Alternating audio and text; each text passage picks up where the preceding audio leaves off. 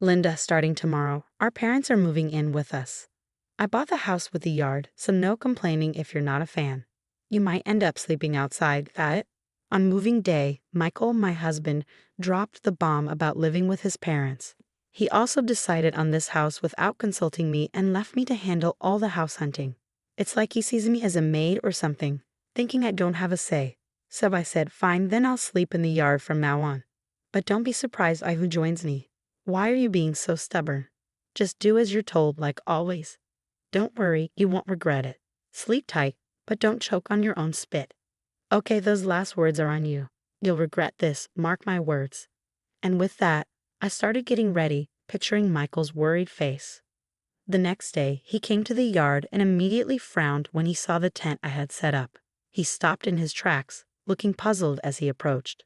Linda, why are you pitching a tent? You said you'd sleep in the yard, so I'm just using my camping tent. It's spacious out here, I replied calmly, stepping out of the tent with a smile. Michael frowned even more and muttered, "You'll regret this. Sleep however you like, but don't say I didn't warn you." He didn't think I actually sleep outside. You're ridiculous, you know. Even if you like camping, setting up a tent in your own yard is just embarrassing. Michael mocked with a smirk, but I stood my ground, ready for my comeback against him. My husband still had that smirk on his face, but inside I was quietly amused. Just then, my in-laws arrived. They seemed taken aback by the sight of the tent, whether they understood what was going on or not. I felt a bit relieved, hoping their presence might calm my husband down a bit. When I greeted them, they looked puzzled and asked about the tent. Linda, why is there a tent in the yard? Are you planning a camping trip? They inquired, clearly curious. Before I could respond, my husband jumped in. Oh, Linda wanted to sleep outside. She's a big fan of camping, you know, he said, smoothly lying through his teeth. I couldn't believe how composed he was while deceiving them. But my in-laws accepted it without much fuss, knowing my love for camping. Just be careful not to catch a cold, they said with concern before heading into the house. Now, go make dinner, and don't say anything unnecessary to my parents, all right? My husband resumed his usual commanding tone after the in-laws left, but I shot back, sure thing. I'll cook for 5 then. Can a housewife even count? It's just the 4 of us. You, me, and my parents. Stop being dense and start cooking. You're getting on my nerves. Grumbling, my husband made his way to the new house. Suddenly, he froze in shock as a man emerged from the tent, unzipping it slowly. The yard fell silent. My husband's face registered a mix of confusion and astonishment. He tried to speak but couldn't find the words. Sorry to intrude, the man said. Why is Jim here? What's happening? This man was my husband's boss, Jim, someone my husband couldn't underestimate. It was understandable that he was taken aback to see Jim coming out of the tent where I had slept. Could it be that Linda and Jim are having an affair? Remember what Linda said yesterday, don't regret whoever I sleep with. Is she referring to an affair? What do you mean? That's not possible. Jim just got here about 30 minutes ago. I also enjoy camping. I was simply waiting in the tent until Masayoshi woke up, my husband explained, his face draining of color as if he could hear the gravity of the situation. Our private conversation had been overheard by Jim. I had heard from Linda before, but I didn't want to believe until now that you were hiding your true nature and mistreating your wife. Jim spoke slowly and calmly, but his words carried a hint of anger towards my husband. Panic swept over my husband's face, and his body began to tremble. No, that's not it. I was just being a bit firm. It's not mistreatment or anything. Just firm, he stuttered, but it didn't seem convincing to me. There was a clear tone of malice and superiority in his words. What had Linda done to deserve this? Jim's voice grew increasingly heated, causing my husband to shake even more. The arrogance he had displayed earlier, mocking me, had vanished. He seemed like a mouse cornered by a cat, frozen in fear. I can't believe this, Michael. You do great work at the company, but to treat your wife like this, I'm frankly disappointed. I never meant to mistreat my wife. I've just been stressed lately with work not going well, and I guess I took it out on her, my husband said, sweat dripping down his face as he searched for excuses, his mind racing. Despite what Jim said earlier, my husband was highly respected at work, not just for his job performance but also for his character. If you didn't know better, you wouldn't believe he could treat his wife poorly. But both Jim and I knew the truth. all the things my husband was hiding, and Jim's visit today was connected to those secrets. Then Jim quietly mentioned a woman's name to my husband, Lily Smith. You're familiar with her, right? Yes, she works at a client I handle. Is there an issue with her? She's my wife.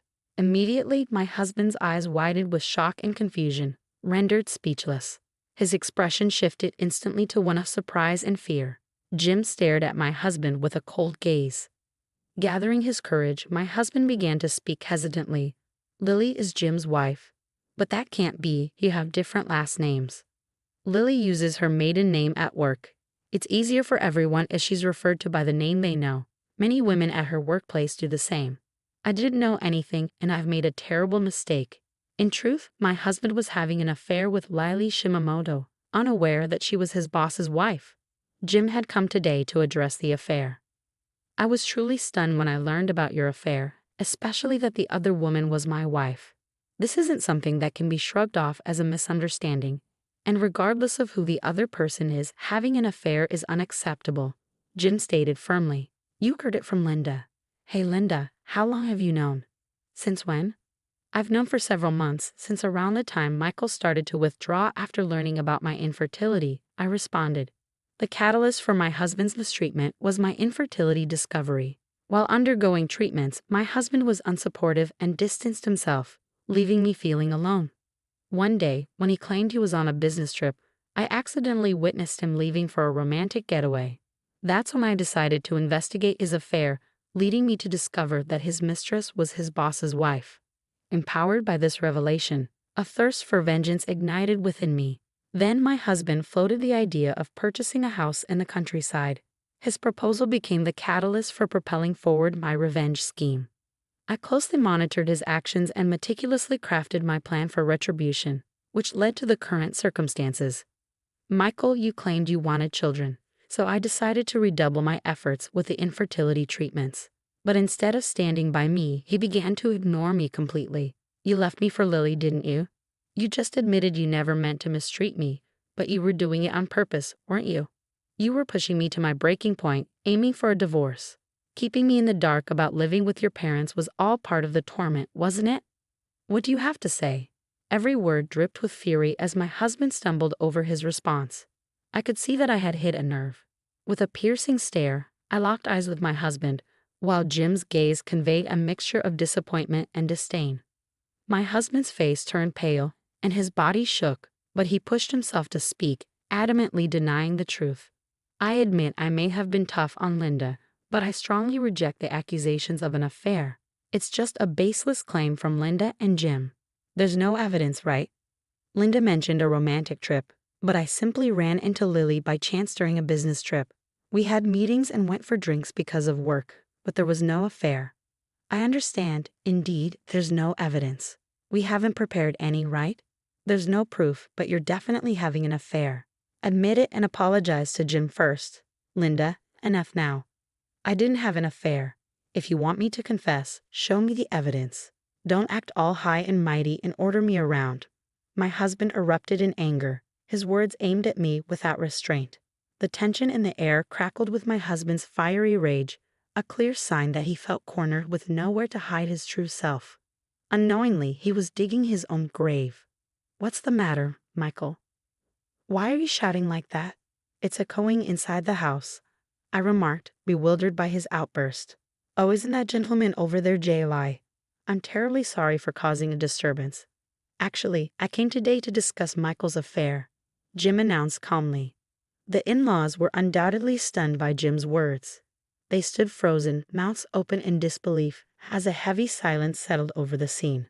After a tense 10 seconds, Michael's father-in-law cautiously spoke up. Is it true about the affair, Michael?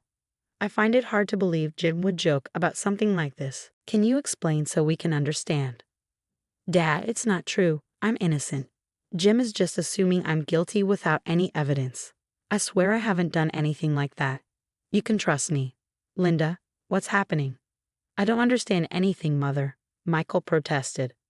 I'm sorry to have startled you, but what Jim is saying is true. Michael has been having an affair, and the other woman is Jim's wife.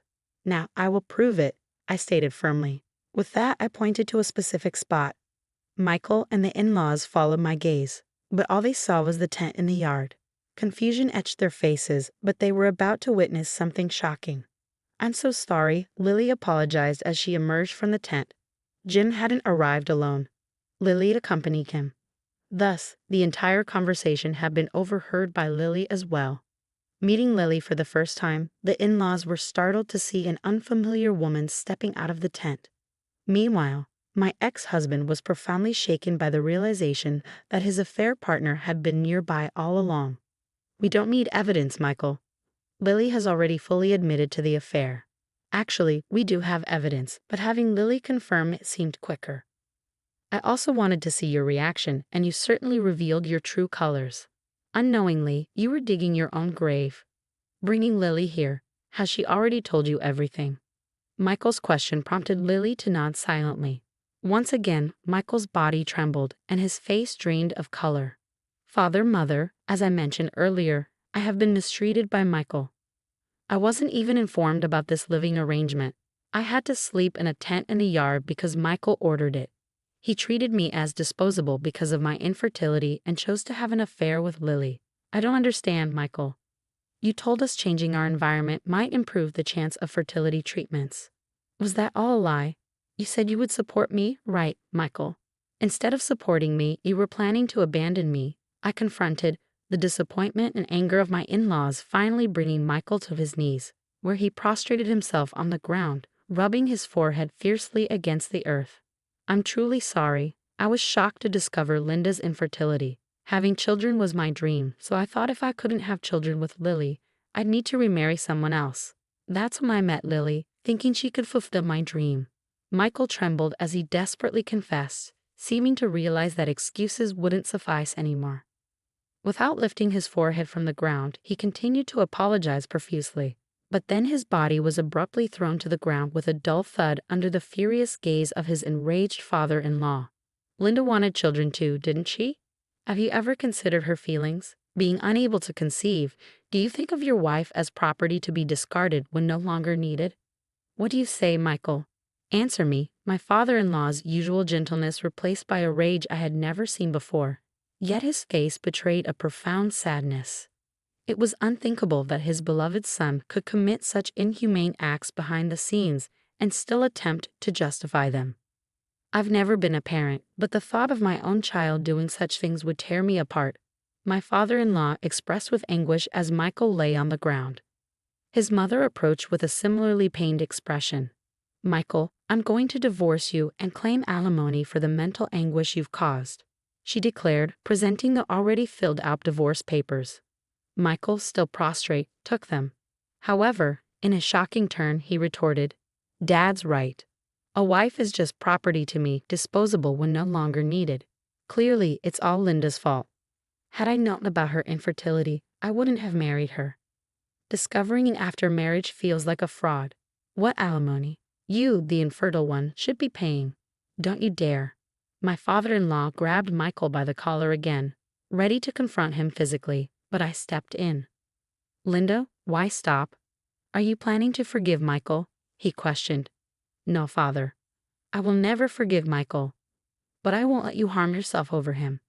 He's not even worth hitting now. Please let me handle this," I calmly responded, leading my father-in-law to slowly release Michael's collar.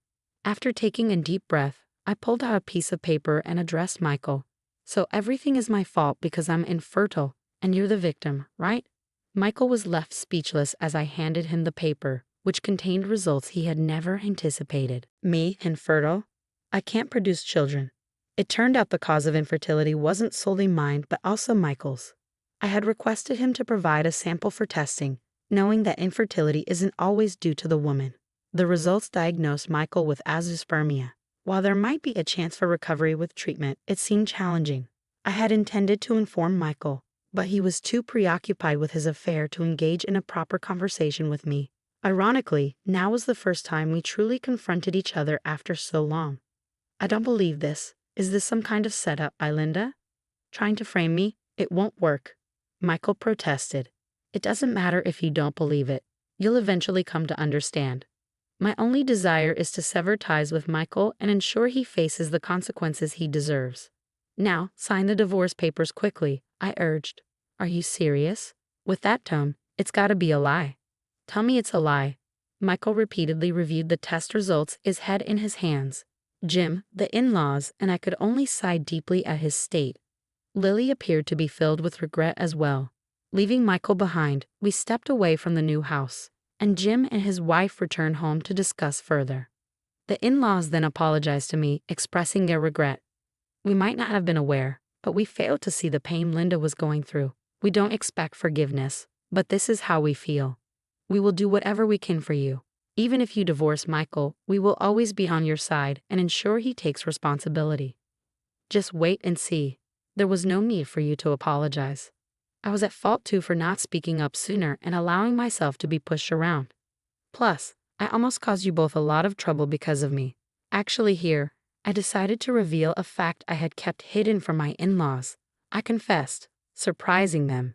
But they chuckled at my thorough preparation, murmuring, "It's all Michael's doing." After finalizing the divorce with my husband, I returned to my parents' home.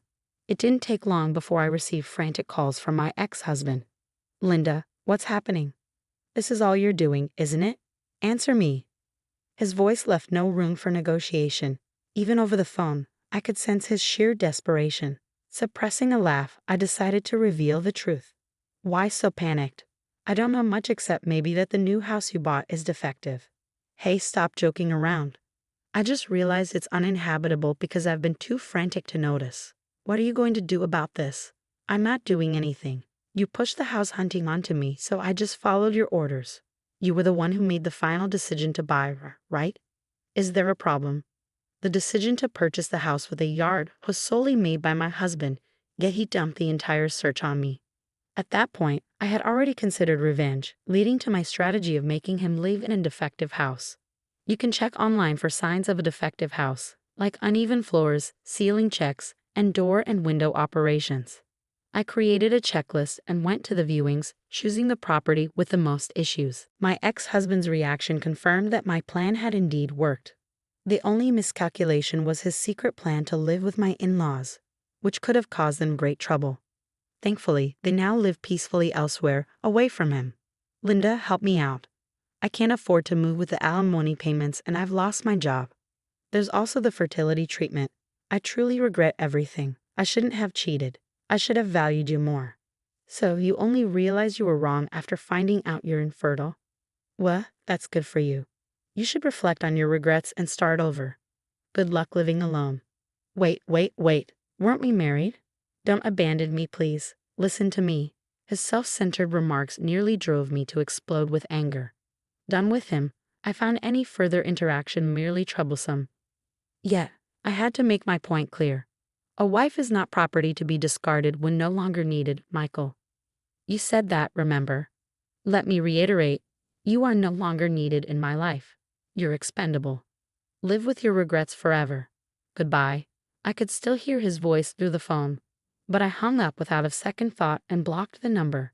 He probably learned the hard way that some actions are irreversible. As for me, I started a blog and created videos about camping, enjoying a side income while engaging in my hobby. Jim, now divorced, had more free time and occasionally joined me for camping trips or helped with my video projects. I'm truly grateful that Jim and my in-laws stood by me. When I expressed my gratitude, Jim said, "Ignoring such a wonderful woman like you, Michael, really baffled me. If you ever need help, feel free to reach out." Perhaps due to my vulnerable state, my heart skipped a beat. But it wasn't until years later that I realized this flutter was real. Yes, Jim and I ended up getting married. But that's a story for another time.